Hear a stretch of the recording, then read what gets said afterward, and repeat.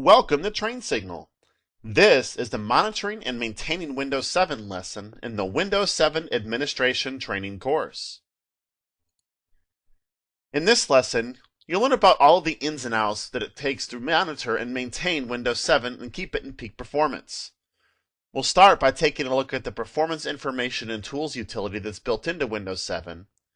We'll then move on to how you can look at the event log to see what may be happening with Windows 7 under the hood. A part of event logging is centralizing the event logs onto a central server so you can correlate multiple logs from multiple machines and look for commonalities. From there, we'll move on to using the Performance Monitor tool in Windows 7, and you'll learn about how to use data collector sets to get historical information from Performance Monitor. Next up is Task Manager, a ubiquitous utility in Windows that's been there for pretty much forever. And then we'll look at a couple of newer tools, the Resource Monitor and the Reliability Monitor.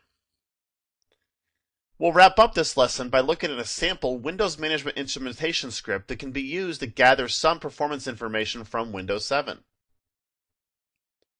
For Global Mantic, monitoring the infrastructure for problems is a major component for their technology architecture. Keeping things in peak condition and making sure that things are going the right way is an important task to keeping the cost of ownership at a reasonable level for the organization. You have been asked to understand desktop performance monitoring to keep users operating at peak productivity. And you want to keep potential minor security events from becoming big security events. Event monitoring provides early identification for what could become larger security or performance problems down the line. It also helps to identify what steps need to be taken to keep Global Mantic operating at a very high level. Monitoring and maintaining Windows 7 is all about money, making sure that the cost of ownership for the Windows 7 infrastructure stays at a reasonable level. In the control panel, there's an option called Performance Information and Tools. In that section, you'll find the Windows Experience Index. This is a numeric identifier or a metric that's based on the hardware and software capabilities for each of the listed components on the screen. The Windows Experience Index algorithm determines a system base score determined by the lowest subscore for each of the listed components. More detailed information can be gathered regarding the Windows Experience Index and what measures you might be able to take to improve your score. I'm going to open up the Windows Experience Index on my local machine right now so you can see what it looks like.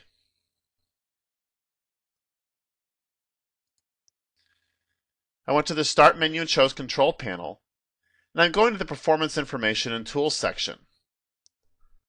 And as you can see on the screen, my computer's base score is a 4.9, which is determined by the lowest subscore. This happens to be graphics. This is the desktop performance for Windows Aero, what is rated basically.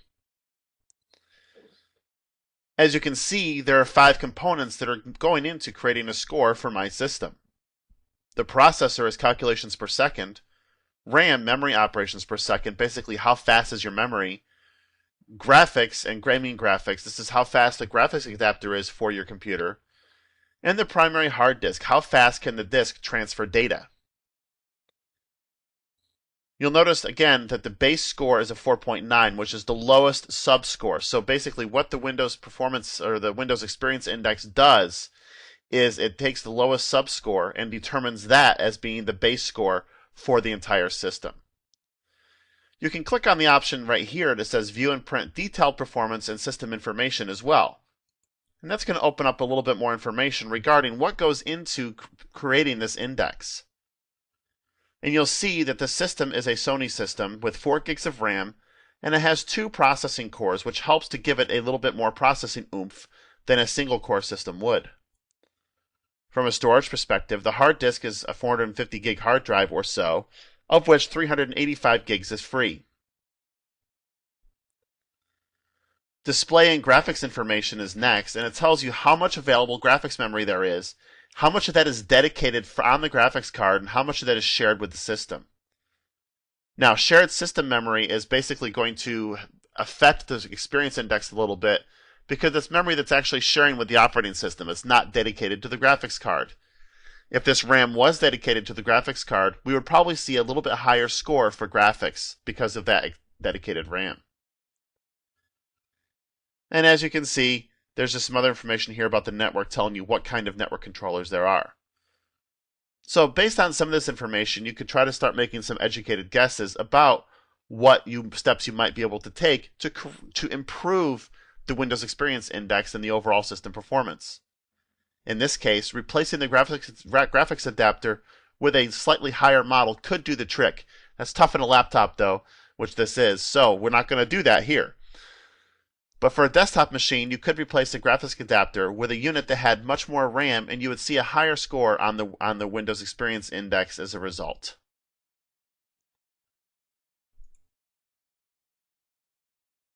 You'll also notice that there's an option underneath the chart that says Tips for Improving Your Computer's Performance.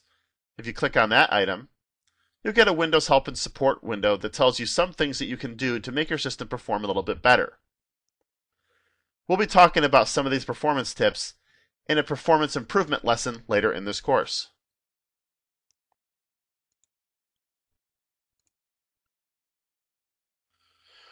When it comes to monitoring and maintaining your Windows 7 system, one of the most common methods by which you'll do this is to use the event logging utility that's been built into Windows for a very long time. Event logs are commonly used to gain in-depth knowledge about what could be creating a system problem. This could be a system stability problem, this could be a system performance problem, or it could just be a simple application problem. Perhaps Microsoft Word isn't working properly or something. Most programs written for Windows are designed to write some kind of detailed information into the Windows event logs. And you're going to notice that there are a number of Windows logs that come with the system. There's an application log, a security log, a setup log, a system log, a log called forwarded events, and then there's some other applications and service logs that we're going to go take a look at in a few minutes. One of the things you'll notice as soon as you start looking at the system logs is they can quickly overwhelm you with so much information that it's hard to find what you're looking for. It's sort of like looking for a needle in a haystack at some point because the system may be writing so much information to the logs that finding that one piece that would help you solve your current problem is pretty tough. So you can filter the logs and create views of the logs that help you to identify the information that you're looking for. For example, you could create a view that's called critical event types, and it would only show you the critical events that have taken place in the event logs. A critical event is one of the most serious kinds of events that gets written to the event log, and you'll see critical events in just a couple of minutes.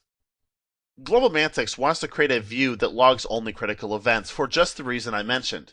They'd like to see what critical events are taking place on the system desktops so that they can take corrective action when necessary more quickly, because they'll actually see these critical events taking place and they won't get buried under the mountain or the avalanche of other log files as they come in. So we're going to go over to a GlobalMantic desktop right now, and we're going to take a look at the event viewer, and we're going to create a view that logs only critical events so that they're easier to find. Here we are on a GlobalMantic desktop, but I'm going to go to the Start menu, Control Panel, Administrative Tools, and I'm going to double-click Event Viewer from the Control Panel Administrative Tools section. As you can see, there are a number of options on the left-hand side of the window. This is the navigation pane for the Event Viewer tool. At the very top of the window, you'll see that there's Custom Views, and we start with Administrative Events, which is one of the built-in custom views in Windows 7. And this is going to list all of the administrative events that have taken place on this PC. Next, we have Windows log files that show up, and these are the ones that you're going to normally be working with. There's application logs, there's security logs, setup logs, system logs, and forwarded events. Application logs are written to by system applications and some services, and this is how you can try to track down troubles that you're having with those applications or services. The security log is used to log security information into the log files for later perusal if you have a problem. As you can see here, there's some auditing turned on this machine, and you're seeing that there's audit success for this particular event. And if you're taking a look at what that is, if you want to get more information, you can look in the center pane of the window, and you'll see that it tells you that an account was logged off. And the GlobalMantic administrator was the user in question, and it tells you that this event was generated when a logon session is destroyed. Now, destroyed is a pretty harsh word, but it just basically means that when the logon session has been terminated by some means. Now you can correlate this log off event with a logon event at some point too by looking further down the log files. And here's another logon event. Here's a special logon and some privileges that this logon had when the user logged in. So it's basically just all of the audit information that has to do with logon and log off information, or logon failure, which is really the most important piece of the puzzle. Probably what you'd want to be doing is looking for logon failures more than every single logon and log off event that happens in your organization. Setup and forwarded events are empty right now, but the system log contains general system information that you may find interesting later on. For example, a system startup, if you have a problem with a service not starting, it'll get written in one of these logs, often the system log. Here you're seeing that there's an error event for the NetLogon service that tells me that this computer was not able to set up a secure session with a domain controller. So I'd have to start trying to figure out why that is and take corrective action for trying to figure out what went wrong and why the system is no longer able to talk to a domain controller. Is there a network issue? Is the domain controller not available? What is going on to prevent this communication from taking place?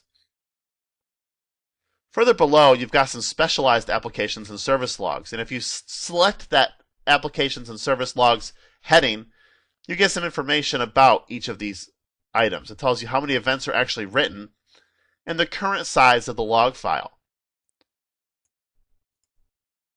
There are no hardware events. There are no Internet Explorer events. Basically, there's no events taking place right now in any of these items. One of the more interesting items here, however, is the Microsoft folder. If you select and expand that folder, you actually get a special log for pretty much all of the services that run under Windows. So if you're looking for a particular event that has to do with a specific service, you can select that service name and you can get some information about what's going on with that service. And underneath the app locker, you're going to see that there's additional folders, exe and DLL, MSI script, basically what's happening with app locker. What's happening with the background intelligence services client from an analytical and operational perspective. And if you look here, when I choose operational under Bits client, I get some information that tells me that the level is verbose. And it's telling me that the Bits service loaded the job list from disk, which is, really nonsensical because you don't really care for the most of the time. But if you're having a problem with the Bits client for whatever reason, this might be good information to have. And so having these per service event logs can be extremely valuable in troubleshooting efforts. Now there might come a time also when a log file gets so big that you need to start culling it a little bit or adding more space to the log file so you can write more information to it. When you right-click one of the logs and choose the Properties item, you get some information about that log, including where it's being saved to, the current size of the log file, and the maximum size of the log file. Now, if you like, you can decide what to do when the maximum event log size is reached. You can start overwriting events as needed. Basically, the oldest events will fall off the bottom of the list in favor of new events. You can choose to archive the log file when it's full. Don't overwrite events. Basically, write the log file out to disk and start a new one.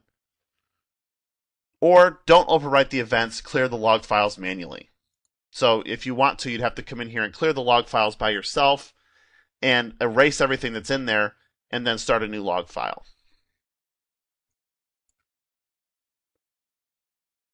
One of the things I mentioned we want to do is create a custom view that allows us to look at just critical events as they take place.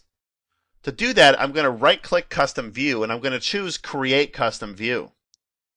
I don't care when the event was logged, so I'm just going to keep the default of any time. However, if I wanted to, I could just choose events from the last hour, the last 12 hours, and so on and so forth, or I could choose a custom time frame if I wanted to. I'm interested in critical events only, so I'm going to select the checkbox next to critical and next to event level. And I'd like to have all of my actual Windows logs be subjected to this critical event viewing view. I don't care about the application and service logs for now. And that's it. I want to leave everything else at the defaults because I don't care who's logged in or what I'm going to use it for this computer, and I'll click OK. I'm going to call this critical events, and I'm going to click OK.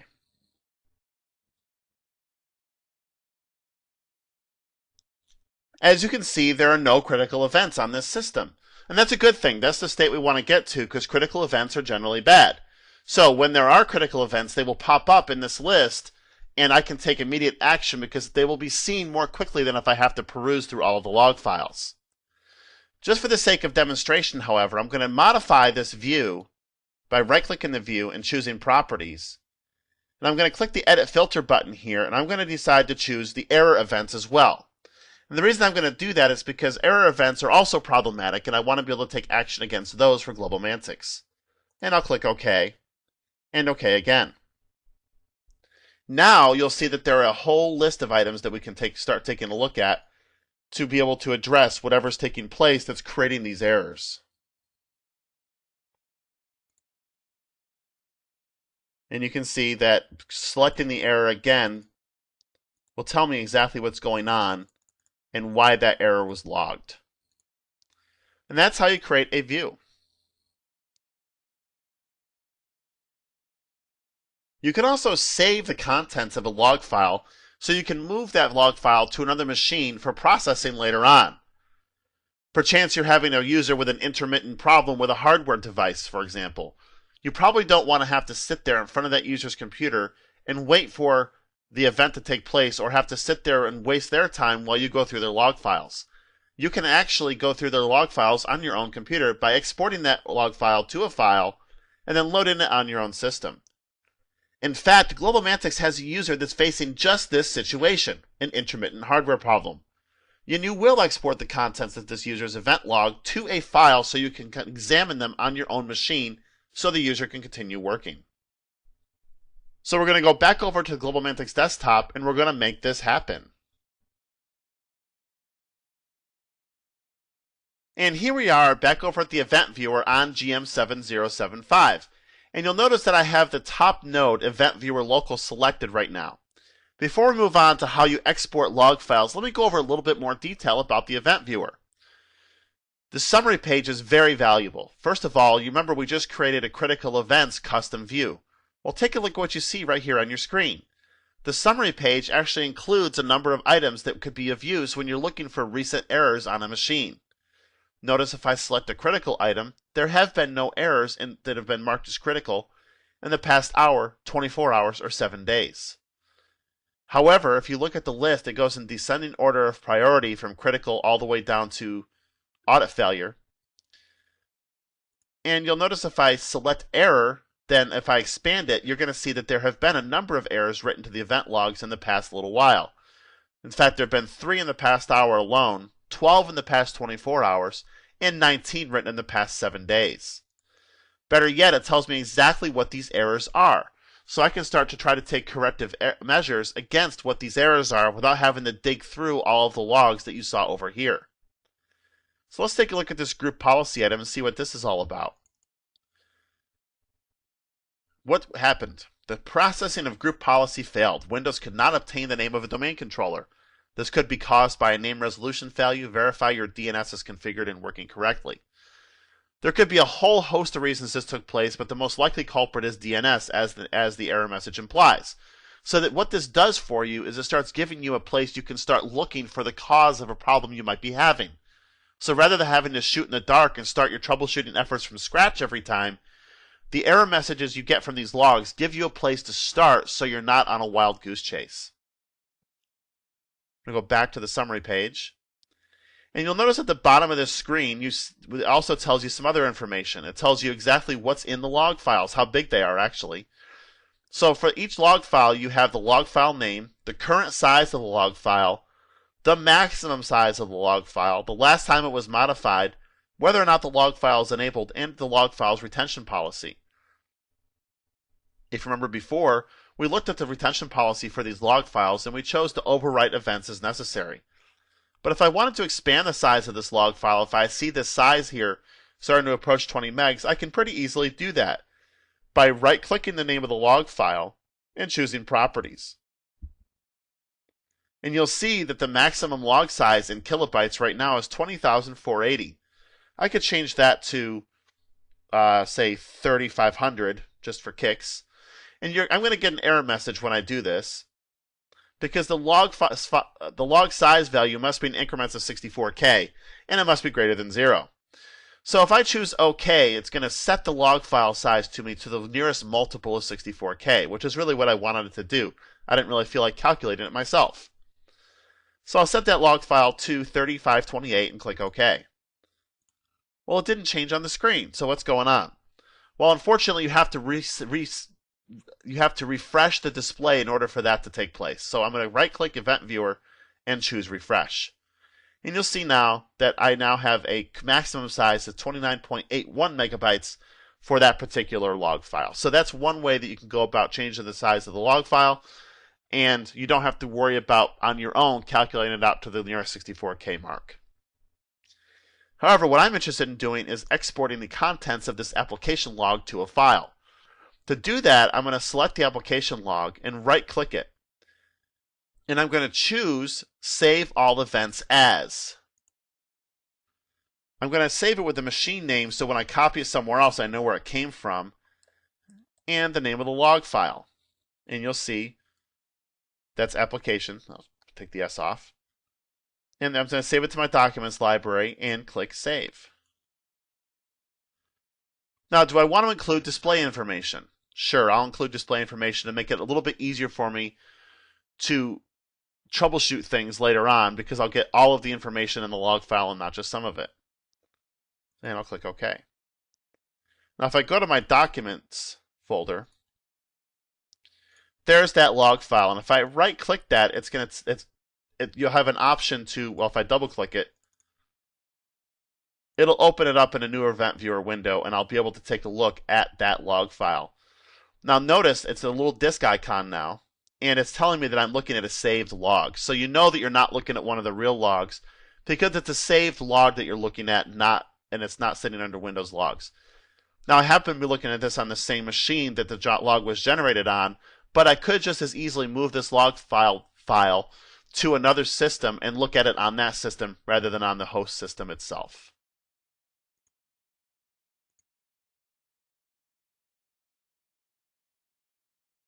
One thing you'll quickly realize as you undergo troubleshooting efforts is that not all problems are limited to a single computer. In fact, being able to aggregate log files may help you to identify broader issues such as network, DHCP, or DNS issues, for example, among other items. As such, GlobalMantix is going to aggregate critical desktop log events on the server named GMDC. Now, there's a couple of steps that have to be put into place before all of this can happen. You remember when we looked at the Event Viewer a few minutes ago, there was that folder called Forwarded Events. Well, that's there for a reason, as you may have guessed. We can actually enable forwarding events to a central server, which is going to be called the collector. In this case, GMDC will be the collector server, and that's a domain controller system that we have on the network. In order for this to work on all systems, we have to enable Windows Remote Management. We've talked about Windows Remote Management in the Protecting Windows 7 lessons in this course. You remember that there's a task that you have to run called WinRM Quick Config, and this has to be run on both the collector and any of the systems that you're going to gather logs from and send them on to GMDC. Next, on the collector itself, you have to execute the command called WECUTILQC, which is the quick config equivalent for the Windows Event Collector tool. This enables that forwarded events channel on the GMDC system, and it starts the Windows Event Collector service, which is the service responsible for going out to the desktop machines and pulling the log files from those machines. You also have to add the computer account for GMDC to the local administrators group on each desktop. If you're using a different server than the GMDC, you'll have to add that computer account to the local administrators group for each of the desktops. I'm going to head on over to the domain controller right now, and I'm going to run these steps to enable all of this stuff to work on GMDC. Once that's done, I'm going to move over to the desktop machine GM7075, and we're going to enable WinRM, and we're going to add the computer account for the domain controller to the local administrators group on that machine. Here we are at the GlobalMantix server. I'm going to go to the Start menu, and I'm going to open up a command prompt by running it as administrator, and I'm going to type WinRM quick config. Now WinRM has already been configured on this machine from previously, so it's just going to tell me that it's already set up, but if it wasn't, it would go through the process we saw back in the Protecting Windows 7 lesson exactly as it does on a Windows 7 machine. The next step is to enable the collection of event logs on this machine by using the Windows Event Collector utility and configuring it. So I'll do WEC util QC. And it's going to tell me that the server startup mode will be changed to delay start. Would I like to proceed? Yes, I would. The Windows Event Collector service was configured successfully. So this process is pretty easy. There's not a whole lot to it. It's typing a couple of quick commands at a command prompt on the collector side or the server side of the equation. And then we're going to go over to the desktop side, and we're going to run the quick config for WinRM, and we're going to add the GMDC computer account from the domain to the local administrators group on the desktop. Here we are at our desktop, and I'll go to the command prompt, and I'm going to run it as administrator. And I'll do WinRM quick config, just like we did before. And it's going to tell me that it's already set up the receive request on this machine because it was set up from before, but there's no firewall exception. So I'm going to say yes, that I want to make the change so that there's a firewall exception for WinRM. Again, WinRM was configured back in the Protecting Windows 7 lesson, so it's still configured in this very lesson.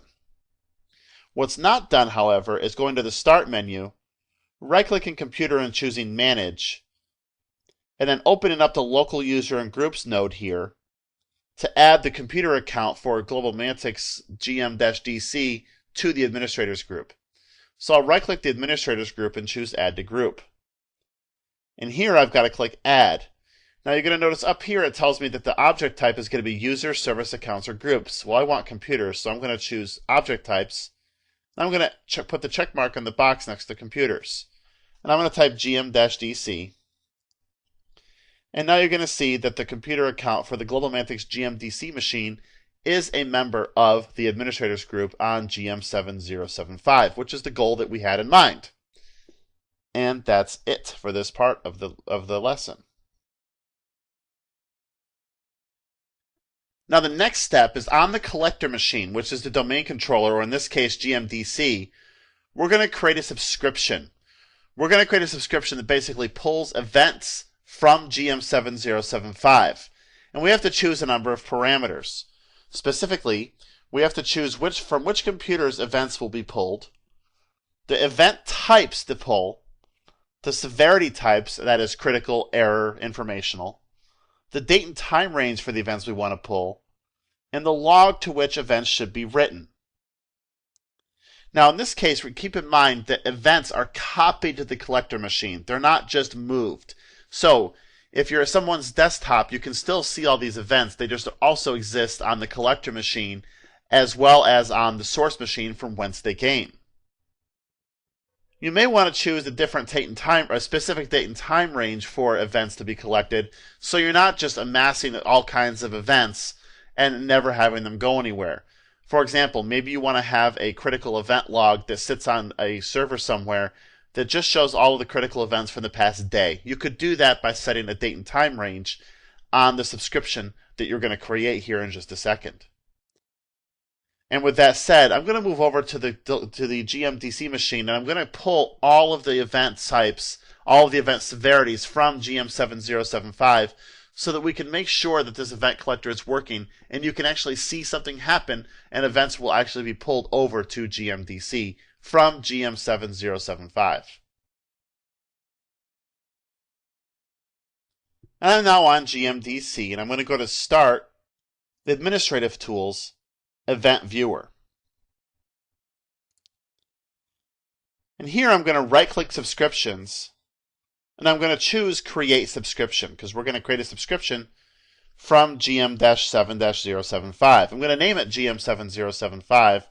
I'm going to call it Events from GM-7-075 with only one dash. The destination log is going to be forwarded events. You can choose a whole bunch of logs or you could create a new one. I'm going to create forwarded events. In this case, I'm going to choose a collector-initiated subscription. That is, the collector is going to go pull that machine every so often, and it's going to collect events based on the parameters that I put forth. So I have to select the computers from which I'd like to pull events. So I'll click the Select Computers button. And I'm going to add domain computers, and this is going to be GM-7-075. And I'll click Check Names to make sure it's good, and it is, and click OK. If I click the Test button, it's going to tell me the connectivity test succeeded. And you should do that just to make sure that it's able to connect to that machine and see its event logs. Next, I'm going to select the events that I'd like to pull over to the collector machine. And I'll click the Select Events button to do so. I'm going to choose events that were logged in the last 12 hours of the critical, error, and warning varieties. And I'm going to choose all of the Windows logs in this case because I really want something to come over. And I'll click OK. And once again, I'll click OK.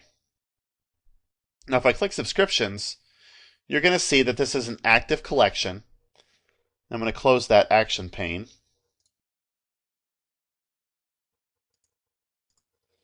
And the description is events from GM-7075. Destination log is forwarded events, and it's collector initiated. And if I right-click this, I can delete it, choose Runtime Status, Properties, Disable, or Retry. Well, if I choose Runtime Status, I get some information about this particular collection, this particular subscription. So it's telling me that it's active, and there's no additional status right now, it's just active. And let's see if anything's come over. I'll go to the Windows Logs and choose Forwarded Events. And I'll refresh. So far, nothing's come over. If I go over to the subscription, right-click it, and choose Retry, and go back to Forwarded Events, and hit Refresh.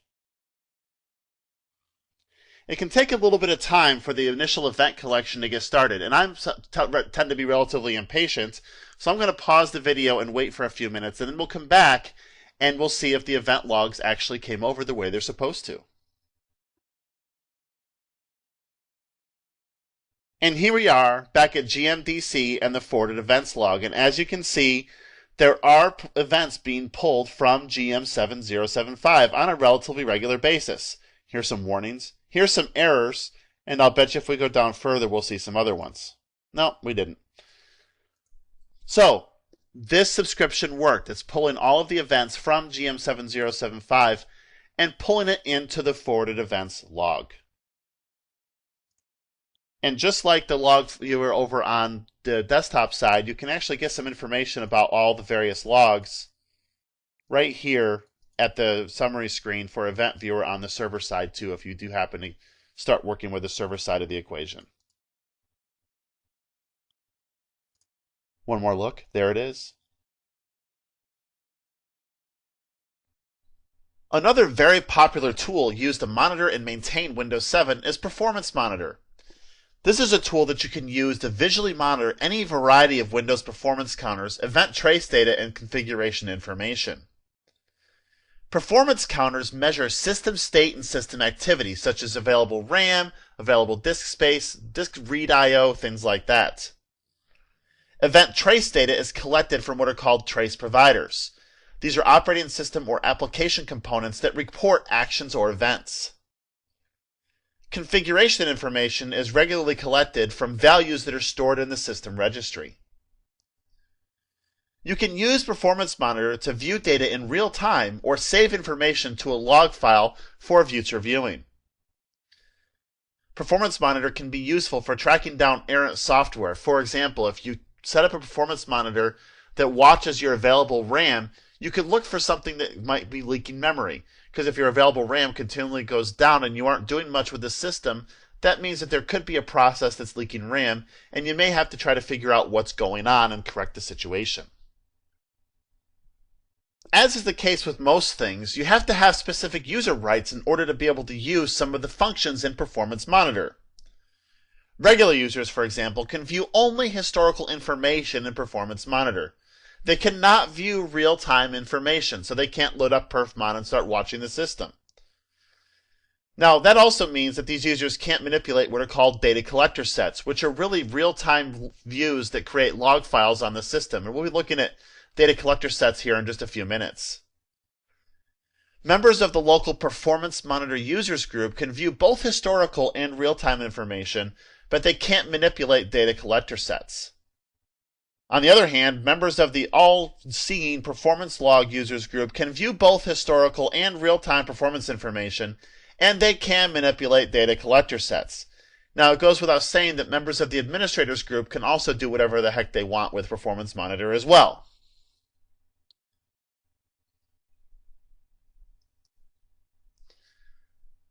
GlobalMantix does have a specific need right now that they want to use Performance Monitor to achieve. They have a need to track down software or software combinations that might be creating adverse disk performance. They'd like to see what kind of disk performance is being hit on a system before they start trying to determine what the software is that might be causing the problem. So basically what they're trying to do is say, hey, we think we have a problem with our disk performance, but let's prove it out with Performance Monitor and see what we've got. So they're going to create a performance view that includes the following counters to see how their disks are performing. They're going to include 5 physical disk counters on a Performance Monitor chart. There are going to be disk read bytes per second, the number of disk reads per second, the number of disk write bytes per second, the number of disk writes per second, and the disk queue length. Now, what these tell you, for example, is the read bytes and the write bytes is how much data is being read and written from the disk, to and from the disk. The disk reads and the disk writes per second are just the raw number of reads and writes, how many read and write operations are taking place on the disk. The disk queue length is a very important metric when it comes to troubleshooting disks. If you have an overloaded disk, that disk queue length will go above 0, it'll stay above 0 regularly. That tells you how many outstanding requests there are for the disk, and if that number is always high, you have a problem. So you want to make sure you watch the disk queue length as one of your most important metrics for troubleshooting storage-related problems. And that also goes for non-Windows 7 storage. If you have a SAN or anything like that, disk queue length is a pretty important metric. So we're going to go over to our GlobalMantix desktop, and we're going to create this Performance Monitor view right now. And here we are back at GM7075. And the easiest way to get the Performance Monitor is to go to the Start menu and just type perfmon and choose Performance Monitor when it comes up. Now you're going to see here that there's some system summary information that's pretty useful. Here's the amount of memory that's available and being used on the system. But one of the things I wanted to show you is that there's an average disk queue length that we saw down here too. So this actually is a pretty important metric and tells you what your average disk queue length is based on previous information that's being gathered by the system. But what I'm most interested in is going to the Performance Monitor that we see here. Now, a default Performance Monitor is only going to capture the % of processor time that's in use. So we're going to ditch that. I'm going to remove all counters. And we're going to create our own. So I'm going to right-click Performance Monitor. So I'm going to right-click the chart, and I'm going to choose Add Counters. Now what you're going to see is there's a whole bunch of available counter information that comes up, including processor performance, processor information, processor, but the one we're interested in is physical disk. But if you wanted to spend a whole bunch of weeks looking through all these, there's a whole lot of counters that you can use and bring into your charts if you wanted to. Now we're looking for disk read bytes per second, which is the first counter we're going to try to capture. And there it is, disk read bytes per second. We'll click Add. We're also going to look for disk reads per second and click Add. Disk write bytes per second and disk writes per second and click Add. You notice that there I actually multi-selected by using the Shift key or the Control key on the keyboard. And now we're looking for disk queue length. We're going to actually choose both the current and the average disk queue length, and I'll choose those and click Add. And then I'll click OK. Now immediately the system's going to start looking to see what it can capture. But not a whole lot's happening, as you can see. Well, that's because there's no disk activity. So let's give it some disk activity. We'll open up a Windows Explorer session, go to Documents, and we'll open up this Event Viewer log that we saw before. And once we do that and we go back, we should see that some things happened. And look at that, it did. Now, as you can see, the counters went off the top of the screen. So we can scale this by right-clicking and choosing Properties, going to Graph, and I'm going to change the maximum to 150. And you can see that now we've got an upper limit for the counters. And if you want to, this is kind of busy, you can start removing counters by deselecting them from the chart. So I deselected disk reads per second. I'm going to deselect disk writes. Here's how many disk operations we've had since we started the counters. And if we continue to remove these, you're going to see that pretty soon we get down to some information about these disk queue lengths that I was talking about that's pretty important. So once again, I'm going to change the chart, and I'm going to change from 0 to 5 so we can see what we get. And as you can see, the disk queue length, the average disk queue length, really doesn't go above 1.5. So our system's in pretty good shape from that perspective. So if we start capturing this information over a longer period of time, then we can start seeing, hey, we don't have a problem with disk performance because we're not seeing average queue lengths go that insane.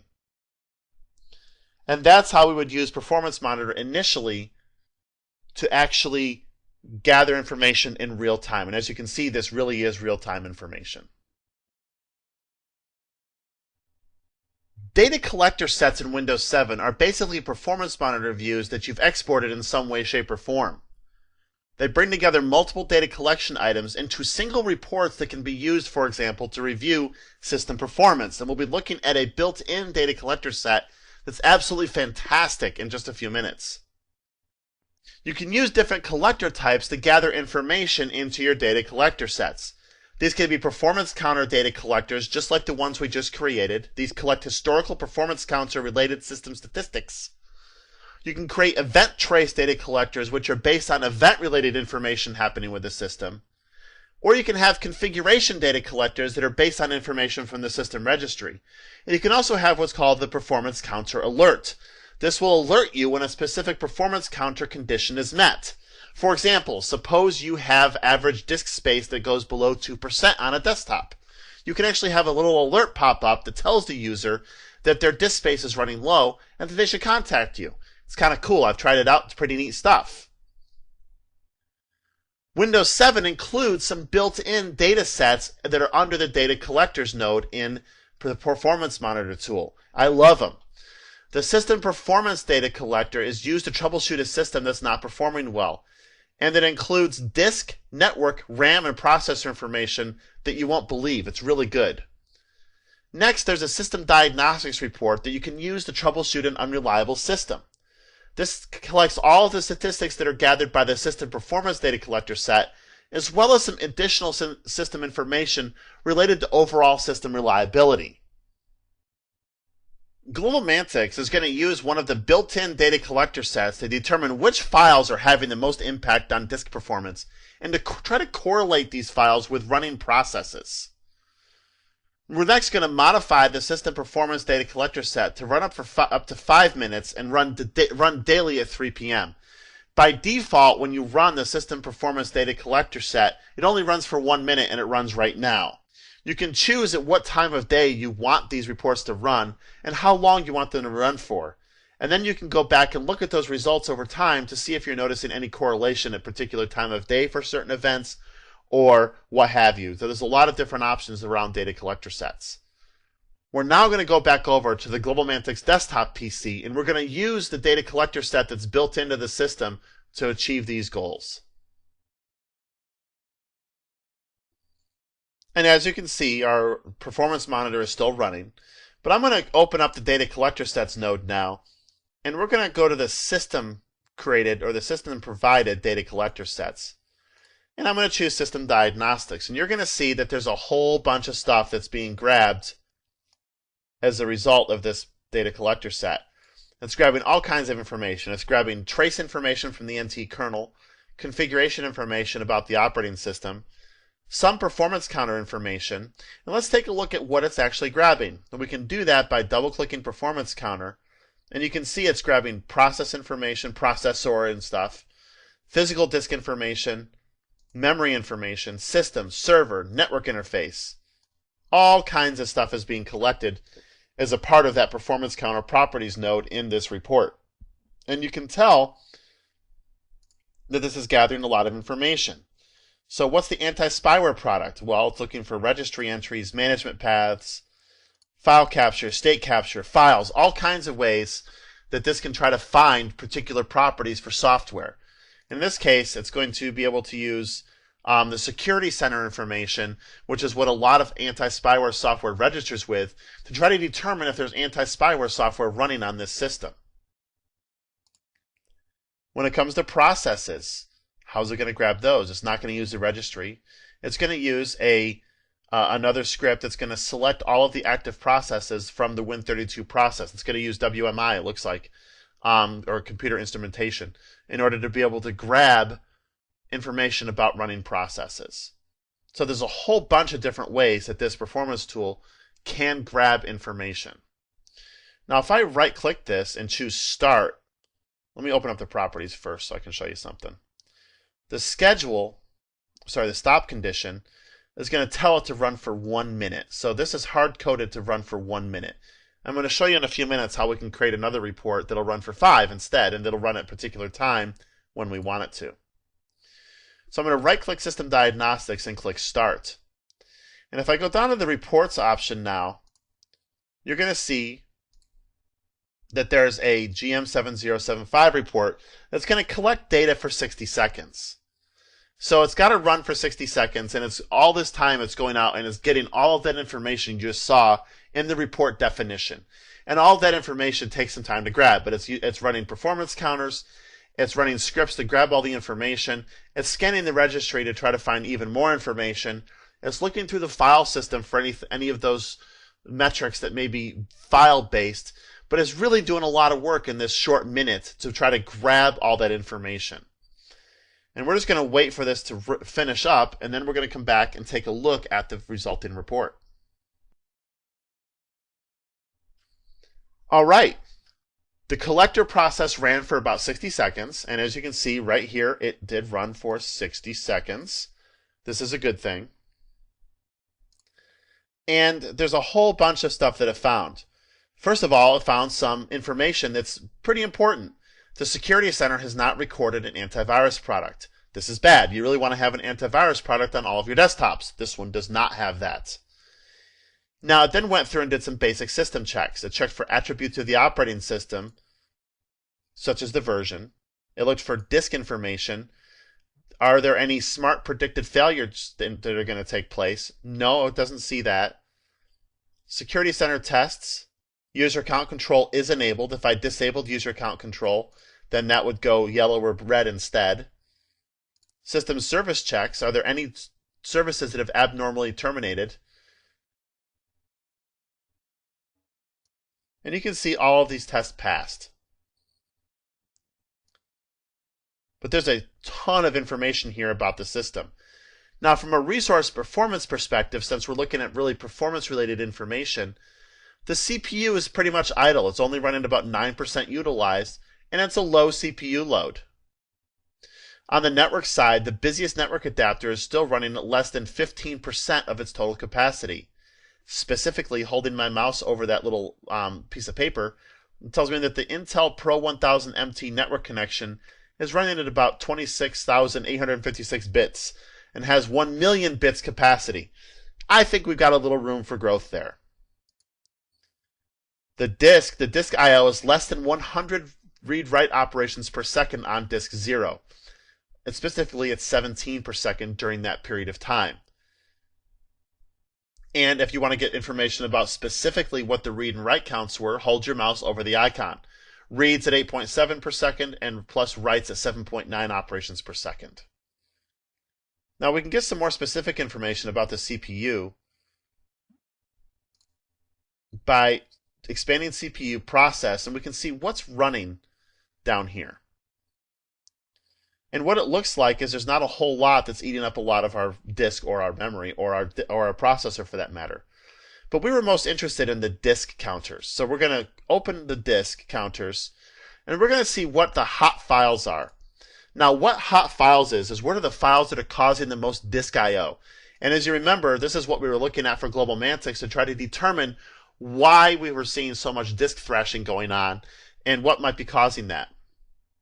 And maybe we didn't see disk thrashing, but we wanted to see if we could disprove that what was causing the problem. Well, from what we're seeing here, these are pretty low numbers. Reads per second are less than 1 across the board. Very small amounts of information being read and written to the disks during that period. But here's the files that were actually being worked with during that period. And you can expand any of this information and get even more information about specifically what services were accessing those particular files during this period. So the system service, WMI service host, run DLL32, and the Microsoft Management Console. So by using this tool in this report, we're able to get incredibly granular information and try to track down what could be going on with these systems. Here's some physical disk information, and this is the disk read time we were seeing before. Disk bytes per second, 193,000. So it's basically really good information that you're going to be able to get from this report. I highly encourage you to go through the contents of this report on your own and get as much information as you can. Here's some more information about the system, the name, the Windows build, number of processors, the speed, memory, and the platform. So it gives you lots of information that you could get other ways, but this gives it all to you in one really easy step. Our user that reported the disk issue tells us that she's seen the problem run about every day at 3 o'clock-ish. So we're going to modify the system performance data collector set to run for 5 minutes instead of 1, and to run every day at 3 o'clock. So we'll go over to the GlobalMantix machine right now and make that happen. Now you can't modify the existing reports, but you can create your own by right-clicking User Defined and choosing New Data Collector Set. This is going to be our GM7075 3 p.m. run. And we're going to create from a template, and we'll click Next. Now the template is going to be the system performance report that we just saw, because we want to get all that information and see if we can determine what's going on. We can choose where we want the data to be saved, and we're going to save it in the default location that you see on your screen. We can choose what user account to run it as, but we don't really need to worry about that because we're going to run it under the default credentials.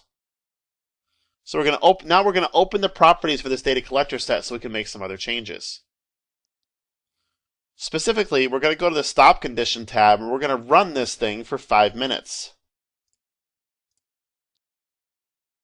Now, we're going to change this to 5 minutes as well. And we'll click Apply. Next, we'll go to the Schedule tab and we'll click Add. The beginning date will be 6/28/2010, and we won't stop it until we found what the problem is. But we're going to run this at 3 p.m. every single day, except Saturday and Sunday. So you can see we're going to start this on 6/28. We're going to launch it at 3 p.m. and it's going to run Monday, Tuesday, Wednesday, Thursday, and Friday. And click OK. And there's our schedule, and it doesn't expire. And then click OK. So right now, this collector is stopped because it's obviously not running. But if I wanted to, I could start it manually. So if there was another time that we were having the problem, I could right-click this collector and click Start, and then I could run the report anytime I wanted to.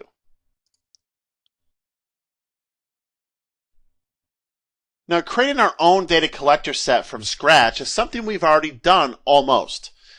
Earlier on in this lesson, we created a performance monitor view that watches a number of disk metrics like the ones you see on your screen. But simply watching this information in real time could be pretty laborious, and an intermittent issue may not surface while we're watching. After all, what is it? A watched pot never boils, right? Or a toasting toast never pops. I don't know, whatever you want to say. But you may not see this intermittent issue surface while you happen to be watching the counters. So you can create a data collector set that watches and logs the same disk counters we already looked at. Better yet, you don't have to go through a lot of work to recreate what you've already done. So we're going to create a data collector set with the information you see on your screen, and we're going to base this data collector set on our existing performance monitor set. And here we are, and I'm already back at the performance monitor set. So all I've got to do is right-click this performance monitor, choose New Data Collector Set. And this can be GM-7-075 Disk Performance. And then I'll click Next. Now again, I can choose where I want to save this information, what user context I want to run at, or if I want to start this data collector set now. And I do. So I'll click Finish. So, if I come over to here now to User Defined, I can see that I've got the disk performance counter running here. And it's a system monitor log. So if I right-click this and I choose Properties, I'm going to get to see all the performance counters that I've included in this particular data collector set. And if I want to, I can add more, or I can remove them if I like as well. I can also change the sample interval, because every second could be too often. Maybe I'll sample the system every 5 seconds instead. And this is where it's going to save the information, the log file name. And OK.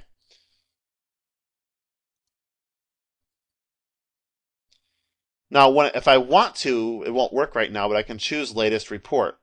It's still collecting data, so it takes a little bit of time to be able to give you information until you stop the counter. So once I stop it, then I'm able to see the information that it's gathered. Now, this could be a lot more useful if you want to do analysis, because what we saw before, that line kept moving and it was getting kind of annoying. But now, I've got whatever amount of time I wanted to capture this information. I've got the information and I can still manipulate it just like I did before. I can add and remove counters, and I can change the scale by going to the Graph tab. I can change the appearance if I like. Sources the log files. I can change the time range, so I'm only looking at a small chunk of it. There's all kinds of things I can do, just like if I was looking at this up here in real time. But this gives me the ability to be able to kind of dig down a little bit more than I could with the information leaving the screen so quickly up above. And that's how you create your own data collector sets. You can also create them from scratch and add counters. But there's a number of things you can do with data collector sets that make them a really nice feature in Windows 7. Perhaps the most popular monitoring and maintenance tool in Windows 7 is the Task Manager. This provides information about running applications, running processes, and running services. From the Task Manager, you can kill running applications and misbehaving processes, as well as stop and start services if you like. I frequently have to kill Internet Explorer on my machine because it'll just go wacko and I'll have to start Task Manager and kill the iExplore process in order to be able to get my system back in working order. But you can also get information about your overall CPU usage, basically your overall usage and usage by processing core, information about the amount of memory that's in use, network utilization, as well as a list of currently logged in users to the machine. And again, this is probably the most used monitoring tool in Windows, even though most people may not think of it necessarily as a monitoring tool a lot of the time. I'm going to go back over to the GlobalMantic desktop and show you Task Manager. So I'm going to right-click the taskbar and I'm going to choose Start Task Manager. And you're going to see that the applications that I have running right now are just Performance Monitor. Well, let's say Performance Monitor is going wacko. I can select the application and I can click the End Task button. And as you can see, that was the same thing as going out and closing the program. The program went away, it's off the application list. I don't have to worry about it anymore because now it's not misbehaving because it's dead. On the Processes tab, I can get a look at what information is related to each process on the system. I'm going to expand this window a little bit. I can see the name of the image, which is the program name, the user context under which this process is running, the amount of CPU time that the process is taking. If I click the CPU column, I can see that my Task Manager process was taking 2%, and the System Idle process is taking 98%. This is good. I want system idle time for a good running system. How much memory is being used by the process? And you can see that the Explorer process in this case is using quite a bit, as well as this service host process, which is sort of a catch-all service in Windows 7. And you get a description of the process as well, so you can kind of get an understanding for what the process is all about. If you have a misbehaving process, you can select that process and click End Process. On the Services tab, you can get some information about all of the running services. So you can also get a list of the process ID that's associated with each service. So your plug-and-play service has a process ID of 620. And you can get information about process 620 over here if you add the process ID column to the list. So I go to the View menu and choose Select Columns. And I'm going to choose Process ID and click OK. And 620 is a service host system process, but it gives you an idea on how you can relate processes to services that happen to be running on the system. And if you want to stop and start a service, you can right-click a service and choose Stop, or you can right-click a service and choose Start if it's not started right now. Now you can also right-click one of these processes and choose Go to Process, which will take you back over to the Processes tab with that process selected. On the Performance tab, I get a look at my system. My system only has one core of CPU because it's a virtual machine. So you're going to see that there's only one window here to show me processing information. It also shows me that I'm not really using a whole lot of the CPU, but if I did this with the window, I'll use a little bit more. Just a little bit. Memory, I'm using 368 megabytes of my available memory out of 767. And at the bottom of the screen, you can see some other information. There's 767 megabytes of total system memory. There's really 768, but there's rounding errors and stuff like that. Not errors, but rounding differences that go into the equations. Cache memory, available memory, and free memory. And then you get some other system information that can be useful as well when it comes to trying to decide if the system has enough resources to keep up with the load. On the networking side of the house, if there's actually anything happening, which is not right now, you'd get a chart just like you would on the other screens. Right now, my network utilization happens to be 0%. Oh, there we went. We went up just a little bit to a, 0.1. And finally, on the Users tab, you can get information about the users that are logged into the machine. And if you right-click on the username, you can do some things to them. You can send them a message, disconnect them, or log them off. Now, the difference between the two is if they're logged in via an RDP session and you disconnect them, they don't get logged off. All of their programs remain running. And when they reestablish their remote desktop connection, they pick up right where they left off. If you log them off, all of their programs are closed and they're actually logged off the machine, just like as if they logged off on their own. You can also send the message to the user if it's available, which is not here. And if you're going to log them off, you can tell them, hey, I'm going to log you off for whatever reason. And it'll send the message over to their remote desktop session or their screen and tell them whatever the message is that you put together. A relative newcomer to the Windows world, Resource Monitor adds a huge punch to your network monitoring arsenal. It adds a whole bunch of new stuff that Task Manager lacks, and it brings it all into one place. And we're going to look at Resource Monitor in just a minute. Resource Monitor allows you to quickly access at-a-glance system statistics and associate processes with specific system characteristics. For example, you can ascertain which processes are actively using the disks or the network. So, what exactly is iExplorer process using major bandwidth on? What exact process, not just which application, but which actual process related to Internet Explorer is using massive network bandwidth? It's hard to get that kind of information with older tools. Resource Monitor makes it easy. GlobalMantix will use the Resource Monitor tool to determine file and process associations, like we saw before. So, when we were looking before, a GlobalMantix user had reported that they were having disk issues. So, we want to use the Resource Monitor to see if we can see anything related to disk issues on our GlobalMantix desktop. And we're going to go over to the Resource Monitor right now. You'll notice that I still have Task Manager on the screen because one of the buttons on the Performance tab is Resource Monitor. So I'm going to click Resource Monitor and we're going to see what this system's all about. Now as you can see, Resource Monitor has 5 tabs across the top: Overview, CPU, Memory, Disk, and Network. Right now there's not a whole lot going on the disk. Well, now there was a little bit. We saw 4,096 bytes per second of disk I/O just take place. And as you do things on the disk, you'll see that number go up. You'll also notice that there's a list of all of these items under the CPU option. And right now we're using 7% of our CPU. And here's all the applications that are running, or all the services that are running. If I expand disk, you're going to see all of the processes that happen to be using disk, whether it's read or write. So if there's a process that's not using any disk, you're not going to see it here, which is okay. But now you get to see, and you can actually sort, which processes are using the most disk. That's really cool. So if you have a problem with disk, you can actually come to this tool and find out immediately what process is hogging up all of your disk I/O without having to go anywhere else to try to figure it out. That's cool stuff. The other thing you can do is you can limit it to a specific process. So if you choose the perfmon process, you can see if there's any processes related to perfmon that happen to be using disks.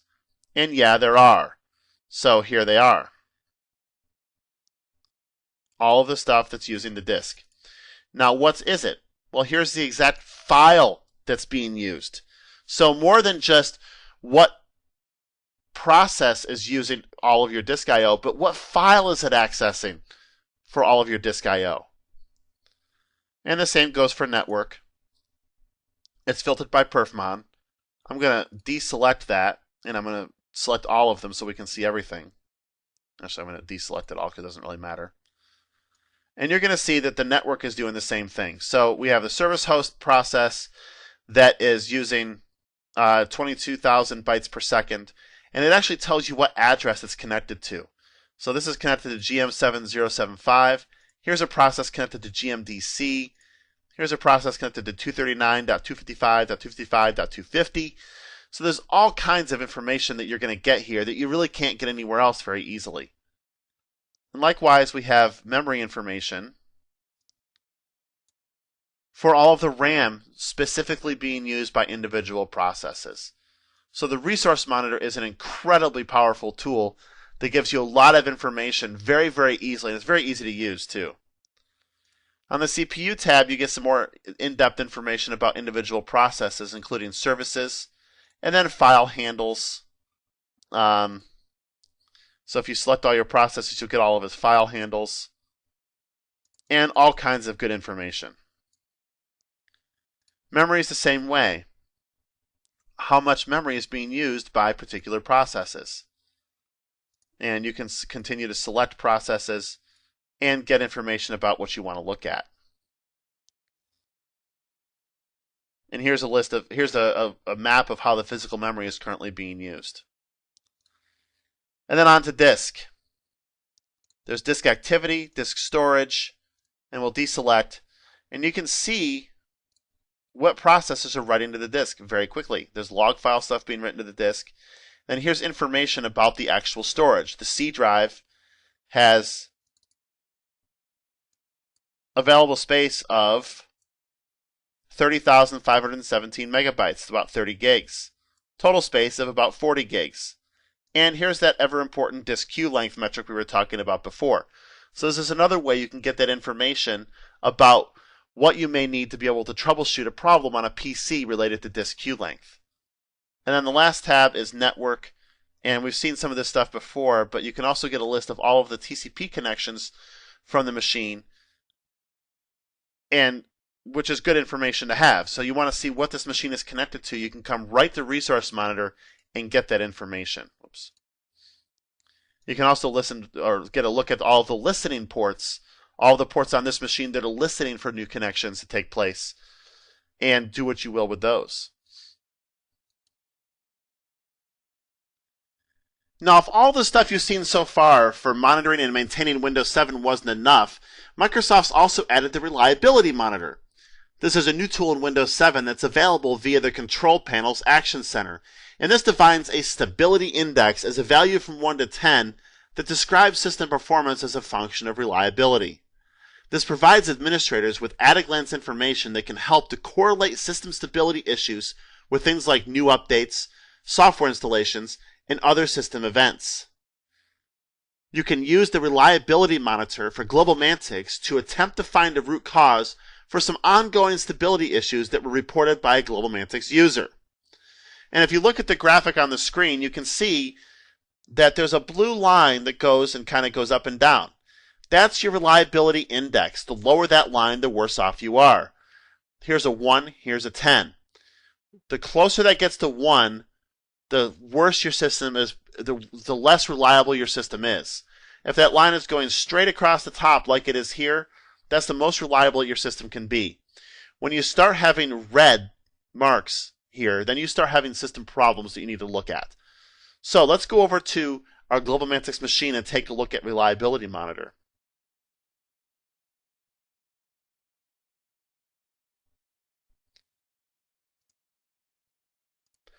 So we'll go to the Start menu and choose Control Panel. And then we're going to click Action Center. And I'm going to maximize the screen. And I'm going to click this down arrow. And you're going to see under Maintenance, there's a View Reliability History item. So I'll click that. And you're going to see that this system's been pretty reliable. There's been some informational stuff, and if I choose the day, it's going to tell me that there were 101 informational events on that day. But this is just successful driver installation information, so that's good. Now, if I'd seen reds on the same day or the next day, that might tell me that, hey, you know, all these drivers may have caused a stability issue. Maybe I should go back and take a look at one of those. On the 23rd, we have the same thing. We have a successful driver installation. So there's really not that much interesting information in Reliability Monitor for this system. That's good. You actually don't want a lot of real interesting information here because that means that your system is not as reliable. If there's a lot of problems, this is a very colorful chart. Less color here equals more good for you. Now you may wonder why everything starts on this blue line right here. That's the date that this system went into operation. So that's why the Reliability Monitor starts there. I'm going to go over to my local desktop that I'm using so you can see a different Reliability Monitor chart. And I think that's a lot more telling than the one you're seeing right now. And again, this is the day this system went into operation because I got it relatively new. And you can see that this one actually has some red. So I'll click the red. And this is going to tell me that Windows Explorer was the user canceled a hung navigation. So at 4:28 p.m. on 6/19/2010, I killed Windows Explorer because it was hung up. Now, was that because of one of these items that took place earlier in the day? Did one of these drivers or one of these informational events create a system stability issue that resulted in me having to kill Windows Explorer? I don't know. I didn't really care because it only happened one time. But if it was happening over and over, then I can go back to these other informational events and attempt to determine a root cause for what could have caused this critical event to take place. And you can see on this day, Camtasia Recorder stopped working at 11:40 p.m. So it's another critical event that the application hung up, and I could start looking for a solution for that if I wanted to as well. Again, I don't generally look, if something happens once, my personal opinion is let it go. It's when it happens again, you got to start looking into a root cause and trying to identify what the problem is. But you can see here that the application failures are at the top of this little chart. And there's 4 other categories of information that go into this reliability chart: application failures, Windows failures, and then miscellaneous failures of other kinds, warnings, and information. And the blue line, the closer to the top it is, the better. And over time, as you have fewer problems, that line will begin to creep back up towards 10. Now, through this point in this lesson, we've used GUIs, or graphical user interface based applications, to gather all kinds of information from the GM-7-075 system. Now, if you want to gather information from other systems, or even if you just want to be able to go somewhere and get quickly one-off information that you can grab, you might want to consider writing a script to gather information using Windows Management Instrumentation. GlobalMantix is going to write a WMI script that will help desk technicians gather basic system information, including the name of the system, the total virtual memory in the system, the available memory in the system, and the operating system and service pack level. This way they don't have to go all over the place to get this information, and they can make sure that all of the systems are at an appropriate baseline. I'm now going to go over to the GM-7075 system, and we're going to load this script and run it so you can see how to write your own WMI scripts. This is a very basic script, but it'll show you that it's really not that hard to do. Now, I've created a folder called scripts at the root of my C drive. And you can see here, this is a one called WMI sample. I'm going to right click it, and I'm going to choose edit. And you can see that I've used a number of what are called wscript.echo, which is just going to write things out to the screen. But I'm writing a whole bunch of information out to the screen. I'm writing, as I mentioned, the OS name, version, service pack, virtual memory, and available physical memory. But I've also decided to add some other information, including the computer name, the manufacturer, and the model.